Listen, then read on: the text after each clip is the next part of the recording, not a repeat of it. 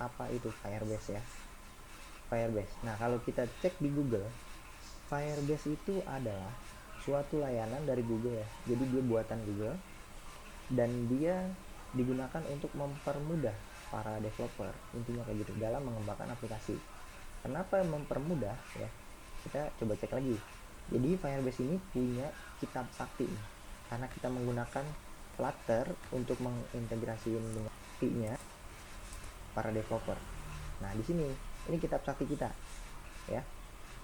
Kita mengintegrasikan sebuah Firebase, sebuah layanan Firebase ya dengan Flutter gitu.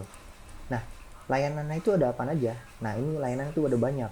Ada layanan buat autentikasi, ada Cloud Firestore buat database ya, nyimpen database kayak MySQL dan lain sebagainya, tapi ini basisnya JSON ya. Nah, kemudian ada Cloud Function, jadi kita nggak perlu siapin lagi server, jadi kita gunain function aja, kita bikin function sendiri. Nah, kemudian ada Cloud Messaging. Nah, Cloud Messaging ini buat push notification, biasanya kalau misalnya ada WhatsApp muncul tuh notifikasi, nah itu bisa kita menggunakan Cloud Messaging.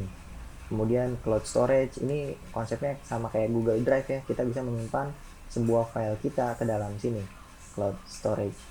Nah, Firebase Core-nya ini digunakan untuk jadi kalau misalnya kita mau menggunakan semua layanan Firebase, kita perlu ini Firebase Core-nya ya. Jadi ini yang paling utama. Ini untuk, jadi ini ada AdMob ya, ini buat kayak AdSense lah, buat iklan-iklan gitu. Nah, kita sekarang coba yang belajar di versi yang stabilnya aja ya, karena ini yang banyak sering digunakan pada umumnya nih. Autentikasi, Firestore, function, messaging, dan lain sebagainya. Ini adalah produk-produknya Firebase.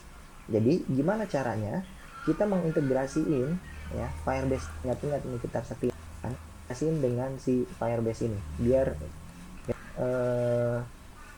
requirement dulu nih. Jadi kita sudah menginstal Flutter di Flutter SDK ya di laptop kita.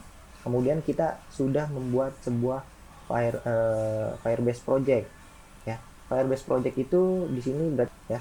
Jadi nanti di Firebase misalnya kayak gini ya, di Firebase. Nah, kita nggak usah Google Analytics, kita nggak usah pakai. Jadi setelah kita udah punya projectnya, kita berarti udah selesai nih dua tahap awal ini. Nah, kemudian cara instalasi Firebase kita di project Flutter kita, berarti kita harus buat project baru ya. Jadi kita buka aja terminal. Di sini kita pasang di download misalnya ya, foldernya di download. Kemudian karena kita menggunakan get CLI ya, jadi materi kita ini menggunakan statement manajemen getX ya. Jadi kalau teman-teman cek get CLI versinya itu yang 16 ya di sini.